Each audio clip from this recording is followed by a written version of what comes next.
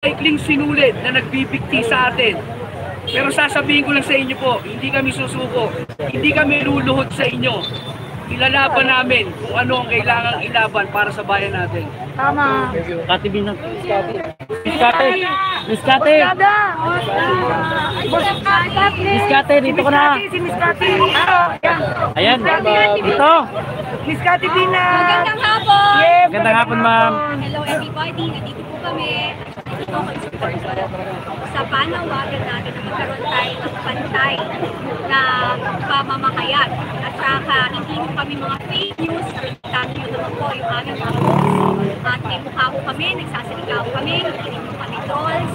So ilalaban mo natin para patapang tao natin upang tayo lahat, hindi lang mo kami bilang mamamayang Pilipino na ipaglaban kung ano yung dapat at narapat para sa ating bansa. Yun lang po. God bless everyone. Magdasal po tayo para magkaroon tayong mabuti ng mga leader, honest, with integrity, at saka ang totohanan. Lalo na po sa darating na eleksyon, matutunaw po tayo. Hindi mo natin kailangan ng lumang mga politician na hindi kaya ipagtanggol ang kapakanan ng ating bayan at mamamayang Pilipino. Thank you. Thank you, Miskate. Si Boss Dada. Boss Dada. Boss. Boss Dada. Halika na. Sige na, isa lang daw. Isa lang ba? Isa lang. Oh, si Sir Sir Mark na lang. Tapos yung sana si Palos. Yung taga Cebu. Sir Mark Lopez. Paliwanag ka na lang dito, sir. Ayan na si Sir Mark. Magpapaliwanag ka, sir. Dito ka na sa kapot, sir. Okay, una-una salamat po sa actually, itong issue na ito, obvious naman na ang intention para silensyohin tayo. Dahil tayo kasi yung medyo maingay na salita ang nararamdaman natin, napahirapan natin, sinasabi natin sentimento na iwan natin yun din ang sentimento ng mamamayan. At kaya naman siguro nagkakaroon tayo ng following, kaya naman po siguro tayo sinusundan sa ating mga social media accounts. Because kung ano po yung sinasabi natin, yun po yung pakiramdaman ng taong bayan. Kaya po ito, itong ginagawa ngayon ng ating nakakalungkot na itong ginagawa ng ating gobyerno ngayon, particularly itong ating Kongreso, ito yung parang pagsusupit sa ating karapatan.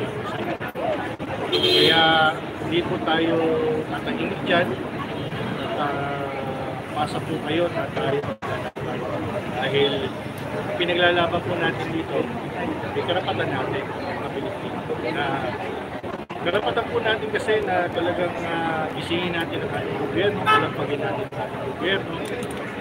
Sabi tayo kung ano yung napupunan natin. Nasa sana naman po yan eh.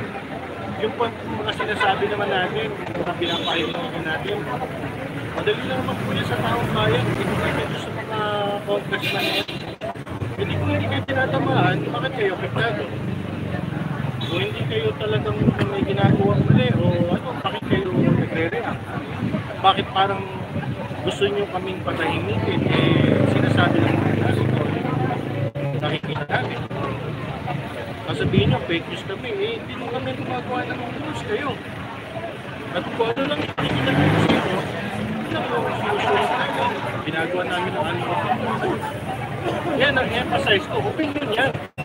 Opinion namin, opinion yan ang nakakarami, siguro, dahil maraming naniniwala, gusto opinion na yun, at nandiyan po yan, protektado po yan ang ating konstitusyon.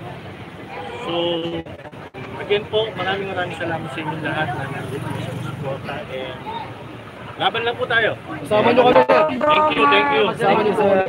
Si Kwan, hindi. Si Palos, si Palos.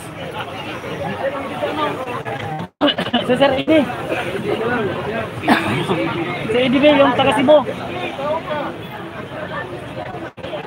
Sir, isa lang. Sir Ede, kaisa lang. Ayan, isa lang. Ayan, gusto ko yan. Sir Ede, kaisa lang.